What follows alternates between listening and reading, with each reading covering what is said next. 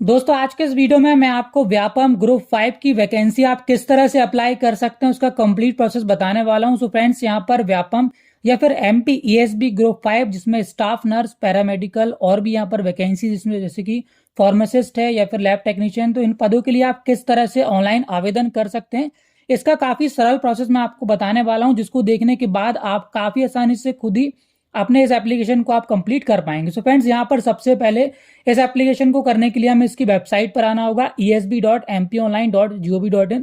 Link आपको नीचे मिल जाएगा डिस्क्रिप्शन में, उस पर आप जैसे ही क्लिक करेंगे तो आपके सामने ये वाला पेज आ जाएगा। अब देखिए, यहाँ पर आने के बाद आपको एक ऑप्शन मिलेगा उपलब्ध सेवाएं।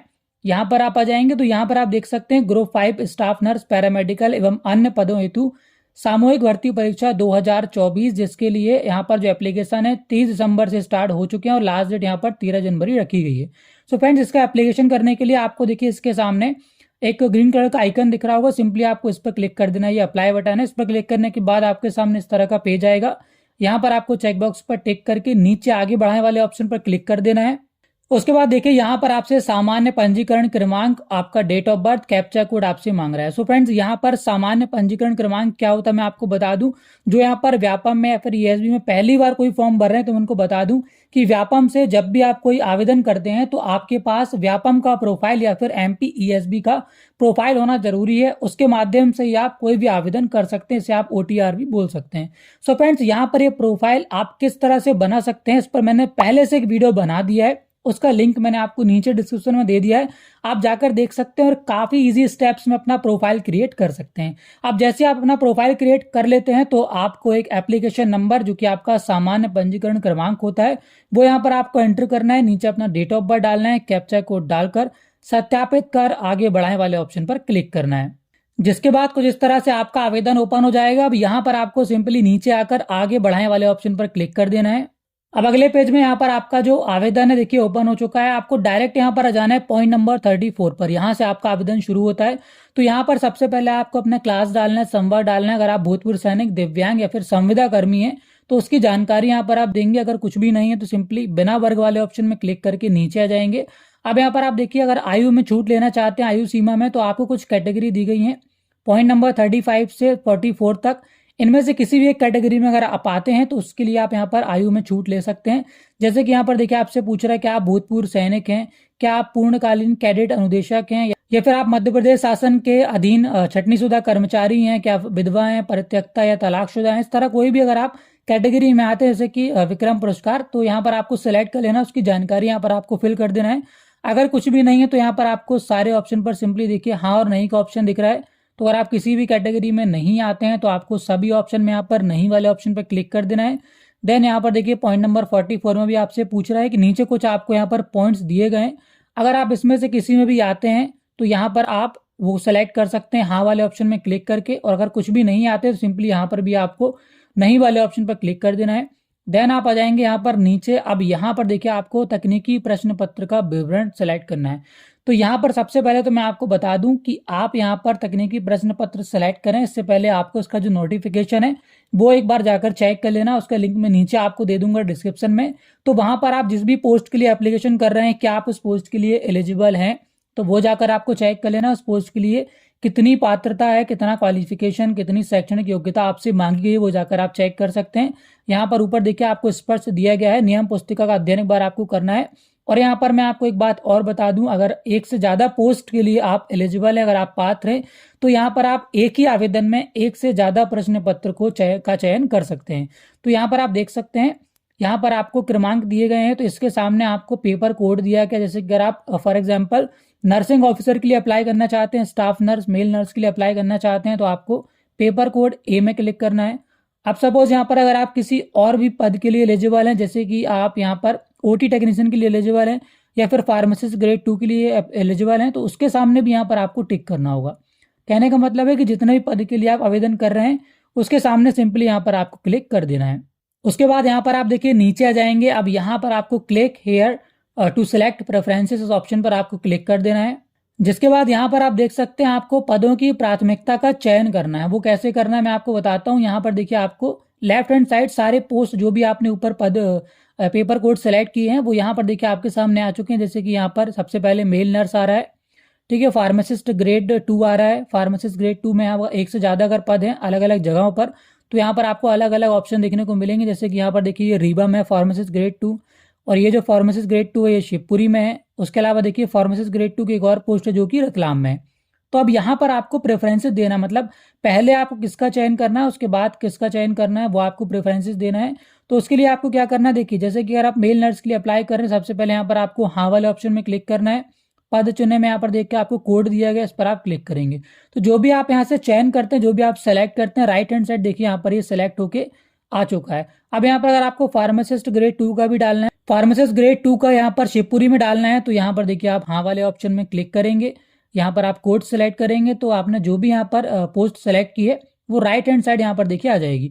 अब यहाँ पर आप एक से ज़्यादा का चयन कर सकते हैं, जितने ऑप्शन आपके सामने आ रहे हैं और आप यहाँ पर जिसके लिए एलिजिबल हैं। अब यहाँ पर आप देखिए ऊपर नीचे कर सकते हैं इनको चाहें तो। अगर आपको प्राथमिकता का क्रम बदलना है तो यहाँ पर जैसे कि हमें सेकंड वाला फर्स्ट में करना है, सेकंड वाले को हम क्लिक करेंगे। उसके बाद यहाँ पर देखिए आपको अप एरो और डाउन एरो दिया गया है। ऊपर करना है तो यहाँ पर आप ऊपर वाले में क्लिक कर देंगे तो आपका जो पोस्ट है वो ऊपर चला जाएगा। इस तरह से यहाँ पर आपको पद का जो प्राथमिकता का चयन है वो आपको कर लेना है। उसके बाद यहाँ पर जैसे ही आप पोस्ट प्रेफरेंसेस दे देते हैं तो आपको नीचे आ जाना है।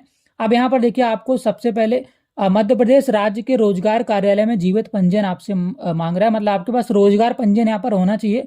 अगर आपका रोजगार पंजीयन नहीं, सबसे पहले आपको जाकर रोजगार पंजीयन करना होगा। वो कैसे करना, उस पर मैंने पहले से वीडियो बनाया हुआ है, लिंक आपको नीचे मिल जाएगा डिस्क्रिप्शन में, जाकर आप वॉच कर सकते हैं। अब यहाँ पर देखिए अगर आपका रोजगार पंजीयन है जो कि कंपलसरी आपके पास होना चाहिए, तो यहाँ पर आप हाँ वाले ऑप्शन में क्लिक करेंगे। यहाँ पर अपना पंजीयन क्रमांक डालेंगे, पंजीयन की दिनांक डालेंगे, किस डेट में आपने रजिस्ट्रेशन किया है और किस जिले से आपने पंजीयन किया है, वो जिले का चयन यहाँ से आपको कर लेना है। उसके बाद आप नीचे आ जाएंगे। अब यहाँ पर देखिए पॉइंट नंबर 46 में आपसे पूछ रहा है क्या आप जो भी आपने पोस्ट यहाँ पर सेलेक्ट की है उसके लिए आप शैक्षणिक योग्यता रखते हैं, अर्हता रखते हैं। तो यहाँ पर आपको हाँ पर क्लिक करना है। उसके बाद क्या आपके पास समग्र आईडी क्रमांक क्या 48 में पूछ रहा है, तो यहाँ पर आपको हाँ करना है। अगर आपके पास समग्र आईडी है तो आवेदक का समग्र क्रमांक 49 नंबर पॉइंट में आपसे मांग रहा है। अगर आपके पास समग्र आईडी तो यहाँ पर आपको दर्ज कर देना है। उसके बाद आप नीचे जाएंगे पॉइंट नंबर 50 में। अब यहाँ पर देखिए आपको प्राथमिकता में अपना कौन सा आप एग्जाम सेंटर डालना चाहते हैं। 4 एग्जाम सेंटर यहाँ पर आपको डालना है। तो सबसे पहले आप कौन सा डालना चाहते हैं, प्राथमिकता क्रम 1 में क्लिक करेंगे और जो भी एग्जाम सेंटर आप यहाँ पर डालना चाहते हैं उसको आप सेलेक्ट कर लेंगे। उसके बाद सेकेंड नंबर में जो डालना चाहते हैं उसको यहाँ सेलेक्ट कर लेंगे। बस आपको रिपीट नहीं करना है, 4 अलग अलग एग्जाम सेंटर यहाँ पर आपको सेलेक्ट कर लेना है। उसके बाद आप नीचे जाएंगे। अब यहाँ पर आपको घोषणा पत्र के नीचे देखिए डिक्लेरेशन में चेकबॉक्स पर टिक करना है। उसके बाद यहाँ पर आपको एक बार फॉर्म वेरीफाई कर लेना है, आपने जो भी जानकारी डाली वो सारी सही होना चाहिए। अगर सारी जानकारी आपकी सही है तो यहाँ पर सिंपली आपको आगे बढ़ाए वाले ऑप्शन पर क्लिक करना है। अब यहाँ पर देखिए अगले पेज में आप जो भी यहाँ पर पोस्ट के लिए एप्लीकेशन कर रहे हैं उसके लिए यहाँ पर आपको अपनी मार्कशीट अपलोड करना होगा। जैसे कि यहाँ पर आप स्टाफ नर्स और फार्मासिस्ट दोनों के लिए अप्लाई कर रहे हैं तो दोनों ही कोर्स के यहाँ पर आपको मार्कशीट अपलोड करना होगा। मार्कशीट कैसे अपलोड करना है मैं आपको बता देता हूँ। सबसे पहले आपको अपनी जो भी मार्कशीट है उसकी फोटो क्लिक कर लेना है, फिर उसको स्कैन कर लेना है। उसके बाद आपको उसको रिसाइज करना है। बिना रिसाइज करे यहाँ पर आप मार्कशीट अपलोड नहीं कर पाएंगे। तो यहाँ पर आप देखिए विड्थ यहाँ पर जो आपकी है 700 से 800 पिक्सल होना चाहिए, हाइट यहाँ पर 400 से 950 पिक्सल होना चाहिए। तो ये कैसे सेट करना है मैं आपको बता देता हूँ, आपको काफ़ी इजी स्टेप में।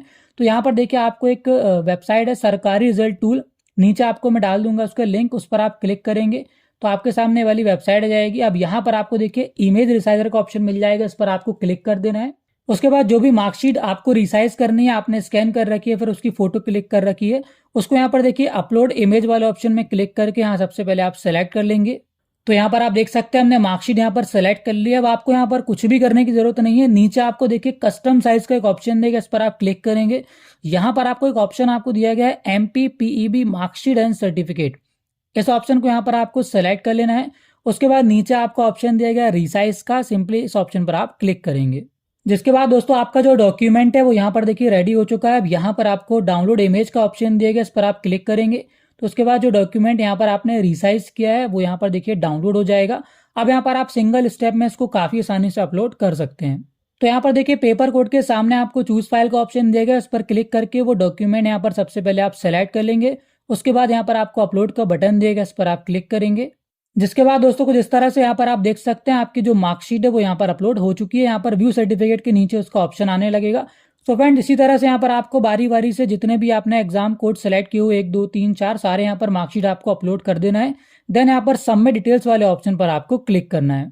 और बस दोस्तों उसके बाद यहाँ पर हमारा जो एप्लीकेशन फॉर्म है वो देखिए कंप्लीट हो चुका है। अब यहाँ पर आपको फीस पेमेंट करना है, भुगतान नहीं लिख कर आ रहा है। और यहाँ पर आप देख सकते हैं इसकी जो फीस है वो 500 रुपीज़ दिखा रहे हैं। यहाँ पर ये जो मैंने एप्लीकेशन किया है ये ओबीसी कैटेगरी का कैंडिडेट है और यहाँ पर ओबीसी की जो फीस है वो 250 रुपीज़ है। बट क्योंकि यहाँ पर हमने 2 प्रश्न पत्र सेलेक्ट किए थे तो यहाँ पर हमारी जो फीस है उसका जस्ट डबल हो गई है, यानी कि 500 रुपीज़। तो मैं आपको बता दूं कि जितने प्रश्न पत्र यहाँ पर आप सेलेक्ट करेंगे उसके अकॉर्डिंग यहाँ पर जो भी आपकी कैटेगरी होगी उसकी फीस यहाँ पर डबल टिबल होती जाएगी। तो आपको एक एग्जाम की फीस है जो नोटिफिकेशन में दी गई है, अगर आप एक से ज़्यादा पेपर कोड यहाँ पर सेलेक्ट करते हैं तो आपकी फीस यहाँ पर उसके अकॉर्डिंग बढ़ती जाएगी। तो यहाँ पर देखिए इसका फीस पेमेंट करना है। फीस पेमेंट करने के लिए आप सबसे नीचे आ जाएंगे।